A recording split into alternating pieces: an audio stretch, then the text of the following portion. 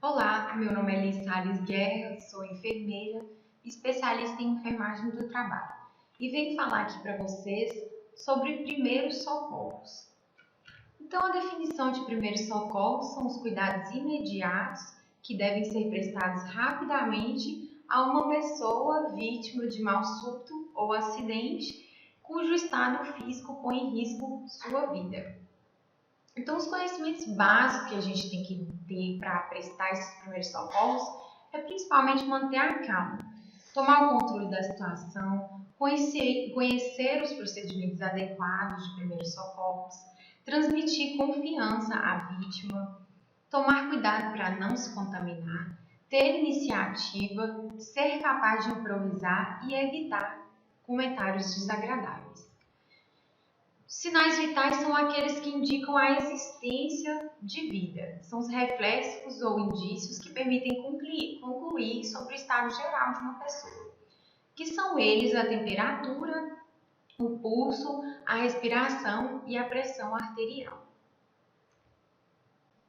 Então, as ligações que nós vamos fazer, para ter um chamado de emergência para nos ajudar nesses primeiros socorros é para o SAMU, que é 192, e para os bombeiros, que é 193. Então, o primeiro assunto que nós vamos falar é sobre hipoglicemia, que é um distúrbio provocado pela baixa concentração de glicose no sangue, que pode afetar pessoas portadoras de diabetes ou não. É uma situação que ocorre que a pessoa, quando a glicemia está abaixo com a pessoa, quando a glicemia está abaixo de 70 mg por decilitro.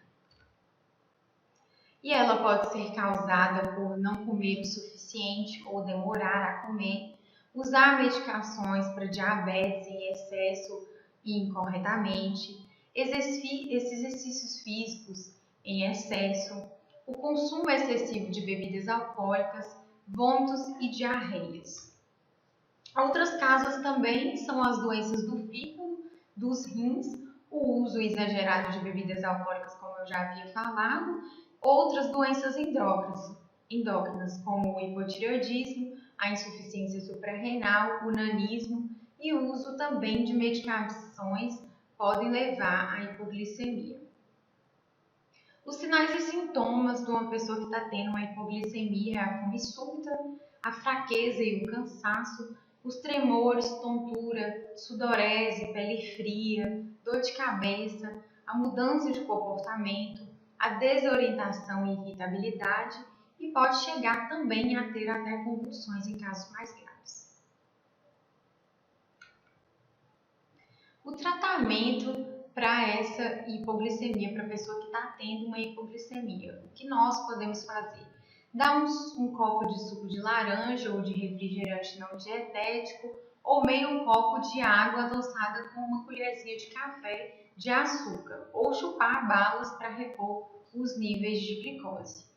O efeito será mais rápido se associado a alimentos com carboidratos de longa duração, que são os pães, as pipocas e os biscoitos, entre outros também. E se o nível de consciência dessa pessoa estiver comprometido, não pode oferecer líquidos, nem alimentos nenhums. O que a gente pode fazer é passar um pouquinho de doce, de açúcar, de mel, alguma coisa assim, na mucosa da boca daquela vítima ali, ou embaixo da língua, e levar imediatamente para o hospital. A hiperglicemia já é o contrário, o aumento exagerado do nível de açúcar no sangue. As referências para hiperglicemia é jejum ou antes das refeições até 110 mg por decilitro e após as refeições até 140 mg por decilitro.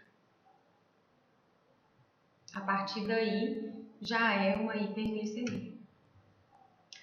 Pode ser causada por comer demais, usar medicação em dose insuficiente, fazer pouco exercício físico, tensão emocional e doença aguda ou infecção. E outras causas mais difíceis também é o uso de bebidas alcoólicas outras doenças endócrinas, o hipertireoidismo, a acromegalia e o uso de alguns medicamentos também pode estar elevando esse nível de açúcar no sangue. Os sinais e sintomas é muita fome, muita sede e a garganta seca, urinar muitas vezes, a perda de peso, a visão turva, muito cansaço e sonolência também pode causar indigestão, vômitos, dor abdominal e inconsciências nos casos graves. O que nós vamos fazer, né, para essa pessoa que tem hiperglicemia? Verificar a glicemia usando um aparelhinho que é o glicosímetro, usar o uso de remédios regularmente, como orientado pelo médico, informar o médico ou a enfermeira caso o nível de açúcar continue se mantendo em níveis acima do indicado e se a pessoa estiver com vômitos ou inconsciente, procurar um pronto-socorro imediatamente ou chamar o SAMU ou o bombeiro. Hipotermia é definida como uma condição em que a temperatura corpórea central é menor que 35 graus. Então, tem dois tipos, né, de hipotermia, que é a primária, que é quando decorre apenas da exposição do frio, a secundária, que é quando alguma condição leva o corpo a ter a perda de mecanismos de retenção de calor. Então, nós temos três classificações dessa hipotermia: a leve, que é de 32 graus a 35 graus, a moderada, que é de 28 graus a 32 graus, a grave, que é abaixo de 28 graus. E os sinais dessa hipotermia: no estágio 1, o paciente é consciente, mas tem calafrios e tremores. No estágio 2, o rebaixamento do nível de consciência já está grande, né? E não tem calafrios mais e nem tremores. E o estágio 3, ele é inconsciente, sem calafrios, mas com sinais vitais presentes. E no estágio 4, ele é inconsciente e não tem, tem ausência de sinais vitais. E a hipotermia leve, que normalmente, ao dar os primeiros socorros, é onde a gente vai encontrar essa pessoa com a hipotermia, né? Que é de 32 a 35 graus, ela vai ter um ataque cardíaco, uma taquipneia e um aumento da pressão arterial. E pode ainda apresentar ataxia, que é a perda do controle muscular e incoordenação de movimentos também. As causas dessa hipotermia é a exposição ao frio, o uso de drogas depressoras, inclusive o álcool, as causas endocrinológicas também, que é o hipotireoidismo, a hipoglicemia e a insuficiência adrenal, infecções, intoxicação aguda, AVC e o idoso acamado também. As causas, né, podem ser diversas, mas as principais são tumores no sistema nervoso central, a cetoacidose, o choque, a acidose láctica, trauma raquimedular, neuropatia e a baixa produção de calor também. O que nós devemos fazer, né, com essa pessoa que está tendo uma hipotermia? Nós vamos verificar se o paciente não encontra-se com nenhuma roupa úmida, se encontrar, retirar, né, trocar por roupas secas, aquecer o paciente com roupas e cobertores, isolar do vento e do frio o quanto possível e chamar também o SAMU ou o bombeiro.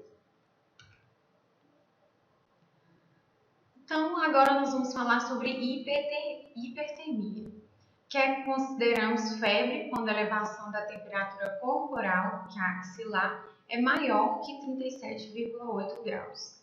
Então, a hipertermia é um aumento de temperatura corporal que ultrapassa a capacidade do corpo de perder calor, causada pela exposição excessiva ao calor ou pela produção endógena de calor de forma exacerbada. As causas para essa hipertermia causas tóxicas, os tumores cerebrais, a insolação, a lesão cerebral hipóxica, pode resultar em alteração de regulação térmica, as infecções viral, bacteriana, malária, etc., o mal convulsivo e a crise tireoidiana também. Os métodos de resfriamento, né, dessa pessoa. Nós vamos verificar primeiro qual é a causa da hipertermia, se for identificado, né? E nós vamos fazer compressas com água morna juntamente com o ventilador para promover essa perda de calor através da evaporação.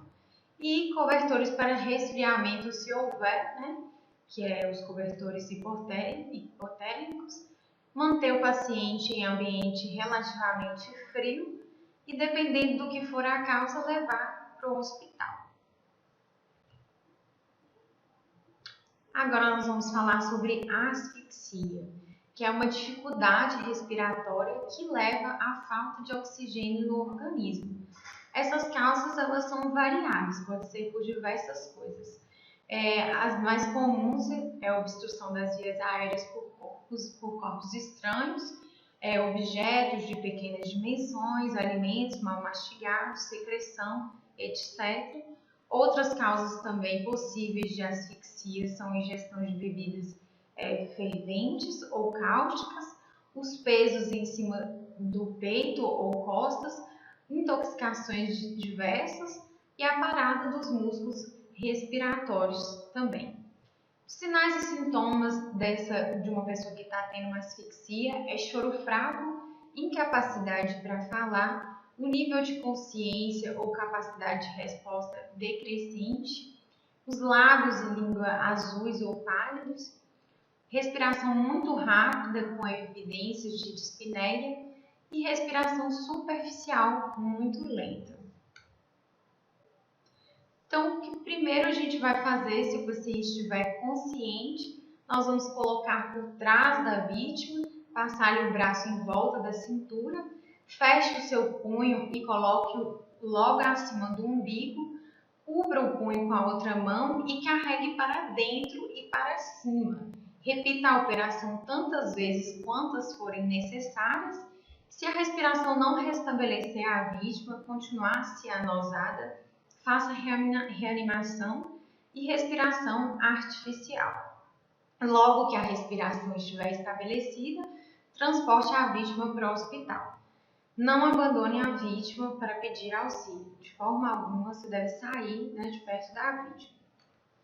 Então, essa aí é a manobra de Heimlich, né? E aqui a pessoa consciente, né, colocando inclusive a mão, que é uma dos sinais também, na garganta, e está fazendo essa manobra aqui acima do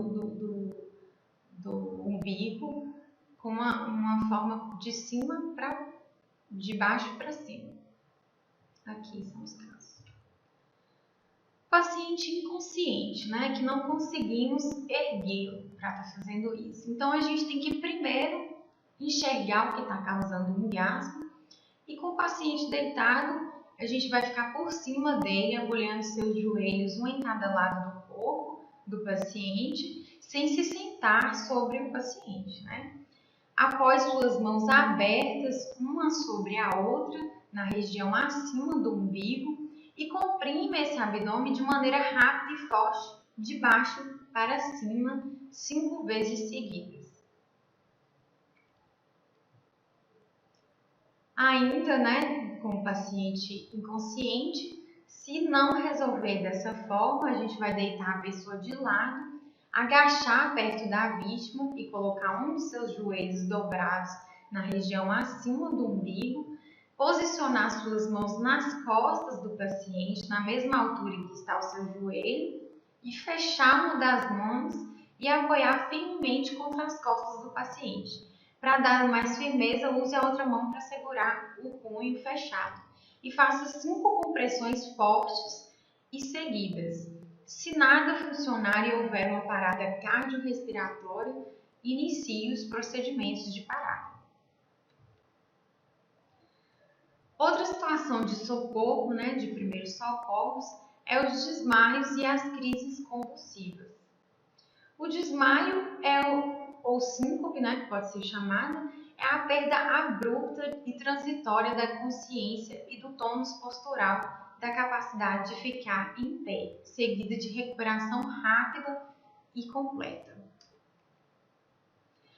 Na maior parte dos casos, os desmaios ocorrem por causa da diminuição do fluxo no cérebro. De modo geral, costumam ser de curta duração e têm um bom prognóstico.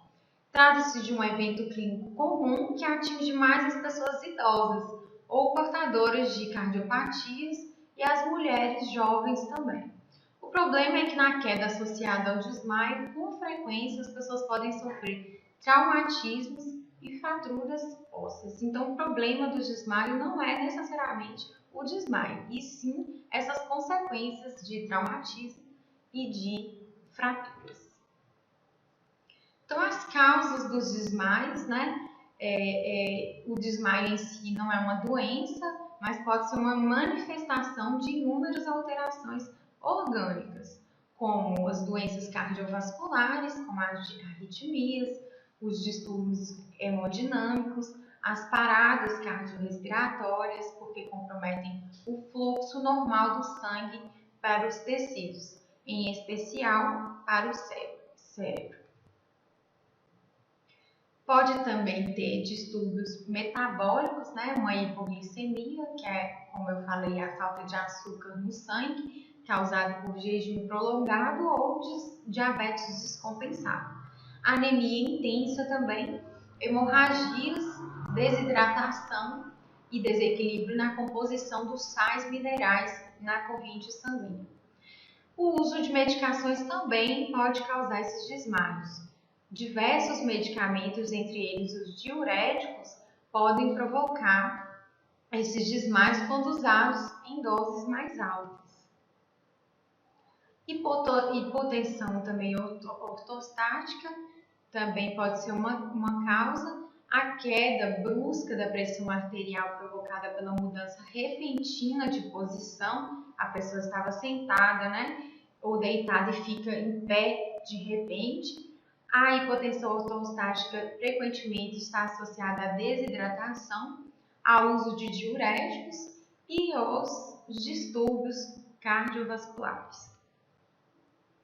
Outras causas também podem ser o cansaço extremo, as emoções súbitas, o nervosismo intenso, dores fortes e permanência prolongada em lugares fechados e quentes. Os sintomas, né, de uma pessoa que está tendo um desmaio: palidez, a fraqueza, o suor frio, náusea e ânsia de vômito e o pulso fraquinho também. Tontura, visão turva, pressão arterial baixa e respiração lenta.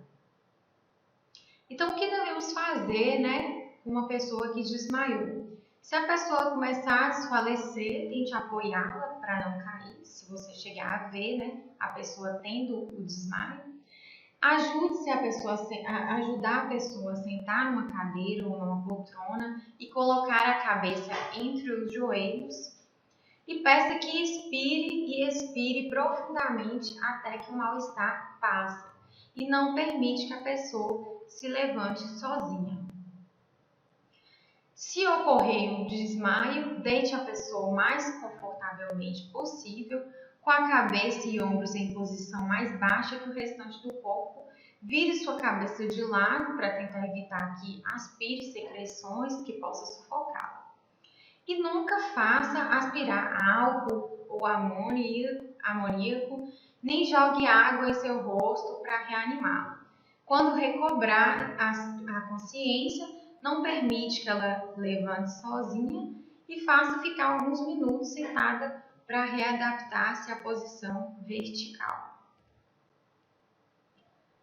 Toda pessoa que sofreu um desmaio, por mais rápido e aparentemente inofensivo que seja, deve ser levada a um serviço de saúde para avaliação o mais depressa possível. Então, o que a gente pode fazer aí, né? É levantar as pernas ou deixar a pessoa de uma forma bem confortável para facilitar esse oxigênio, né, para o cérebro, essa oxigenação para o cérebro. E também uma forma é sentar ela aqui com com a cabeça entre os joelhos. Quedas. A queda se caracteriza por uma desaceleração vertical rápida. São a primeira causa de traumatismo não fatal e a segunda de importantes lesões de medula e cérebro. A desaceleração pode produzir ferimentos nos órgãos internos também. Quando o corpo vem de parada abrupta de encontrar o solo, os órgãos internos também param abruptamente. Então, pode causar contusões pulmonares, lacerações de base e de fígado, a ruptura de bexiga e outros ferimentos internos. As quedas também podem causar uma fratura, trauma ou luxação.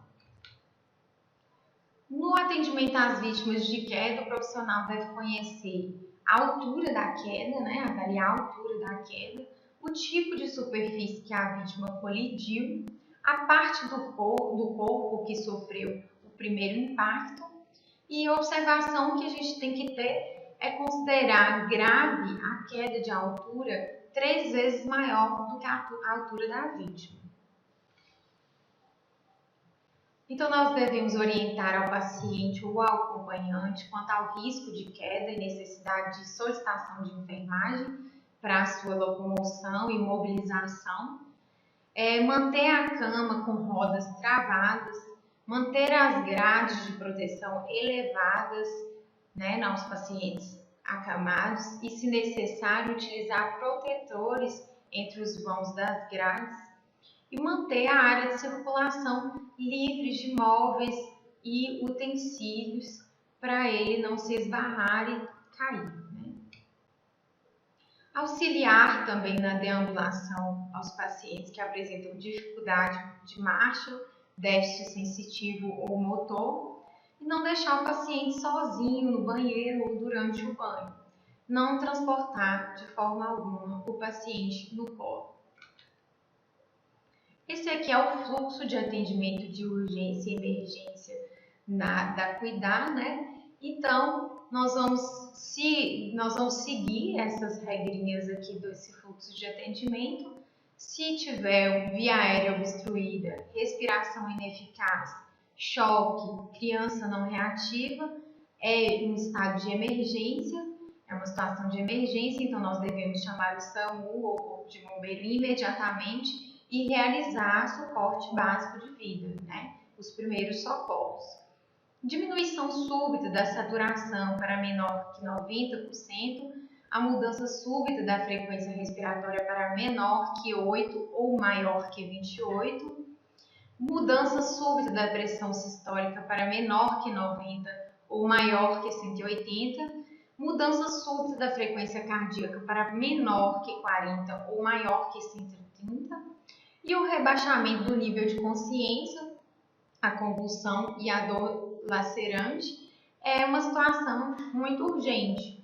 Nós devemos chamar o SAMU e imediatamente também realizar o suporte básico de vida, que são os primeiros socorros.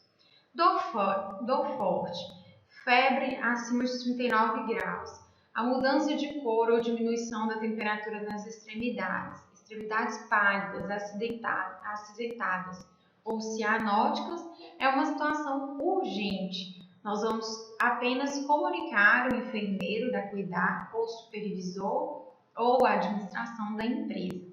E aí eles vão dar as coordenadas seguintes para vocês. Espero que tenha contribuído. Nós vamos continuar na próxima aula a falar mais um pouquinho sobre outros cuidados de primeiros socorros. Muito obrigada!